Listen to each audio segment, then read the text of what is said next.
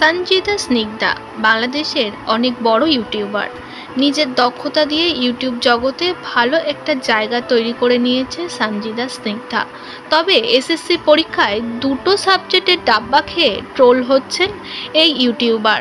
যে আমার হাসা উচিত না কান্না করা উচিত, এটা আমি ক্লিয়ার করতেছি। সেটা হচ্ছে আমি, হ্যাঁ, এটা সত্যি কথা নিজের মুখে বলতেছি, প্রাউডলি বলবো যে আমি 2 সাবজেক্টে ফেল করছি।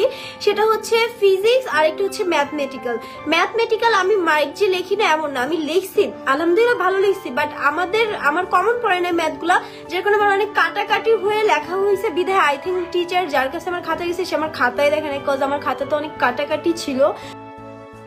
তারপরেই সামনে এসে তার কিছু টিকটক ভিডিও, যেখানে একটি রিলস বানিয়েছে বিয়ে নিয়ে, অন্য আরেকটি রিলসে দেখা যাচ্ছে বিয়ের জন্য পাগলামি করছে এই ছোট্ট মেয়ে। বয়স তার খুব বেশি না, তবে এই বয়সে বিয়ে নিয়ে পাগলামি দেখে দর্শকদের টোল করার মাত্রা যেন আরও বেড়ে গেছে সঞ্জিদা স্নিগ্ধার ওপর।